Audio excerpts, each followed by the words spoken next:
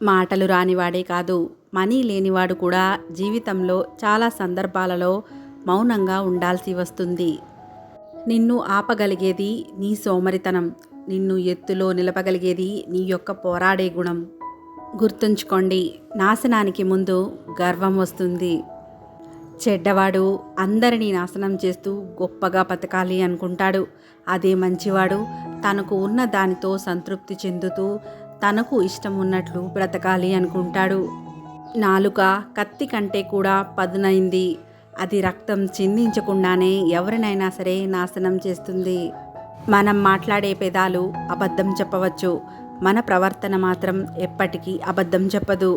నిద్రపోనివ్వని, సర్దుకుపోనివ్వని ఆలోచనలు యుద్ధంతో సమానం. గుడి ఎంత అందంగా ఉన్నప్పటికీ, ఇల్లు ఎంత విశాలంగా ఉన్నప్పటికీ, అక్కడ దేవుడు ఇక్కడ అమ్మ లేకపోతే రెండు వ్యర్థమే. మౌనంగా ఉండటం అంటే మాట్లాడే ధైర్యం లేకపోవడం కాదు, వాదించడం ఇష్టం లేక. నువ్వు ఎవరి కోసం ఏడవకు. నువ్వు ఏడ్చినంత మాత్రాన వాళ్ళు నీ వారు కారు. నీ వాళ్ళు అయితే నిన్ను ఎప్పటికీ ఏడిపించరు. నీ అదృష్టం బాగుంటే పులి కూడా నిన్ను నాకి వదిలిపెట్టేస్తుంది. నీ అదృష్టం బాగుండని రోజున దారిన పోతున్న గొర్రె కూడా నిన్ను కొమ్ములతో పొడిచి చంపేస్తుంది. వర్షం కురిసి వెరిసాకే ప్రకృతి అందంగా ఉంటుంది. జీవితం కూడా అంతే. కష్టాలు సమస్యలు దాటాకే జీవితం ప్రశాంతంగా ఉంటుంది. నీ జీవితంలో నీకు ఎదురయ్యే వారంతా నీ గురువులే. మంచివాళ్ళు పాఠాన్ని నేర్పుతారు, చెడ్డవాళ్ళు గుణపాఠం నేర్పుతారు. ఒక మంచి ఆలోచన కనీసం 10 చెడు ఆలోచనలైనా సరే మంచి వైపుకు మళ్ళిస్తుంది. కానీ ఒక చెడు ఆలోచన 1000 మంచి ఆలోచనల్ని కలుషితం చేస్తుంది. కష్టాలు అందరికీ ఉంటాయి. అందరికీ ఉన్న కష్టాలు ఒకేలా ఉండవు. కొందరు తమ కష్టాలను కన్నీటితో చెబుతారు, మరికొంతమంది చిరునవ్వుతో కప్పేస్తారు. గాయం గట్టిగా తగిలినప్పటి నుంచి మనసు మెత్తగా ఉండటం మానేస్తుంది. ఈ లోకంలో ఉన్న చీకటంతా ఒకటైనా అగ్గిపుల్ల వెలుగును దాచలేదు. అలాగే నీ లక్ష్యానికి కృషి తోడైతే నీ ఆత్మవిశ్వాసం విజయాన్ని ఎవ్వరూ ఆపలేరు. ఈ సమాజంలో అతి ఖరీదైన వస్తువు నమ్మకం.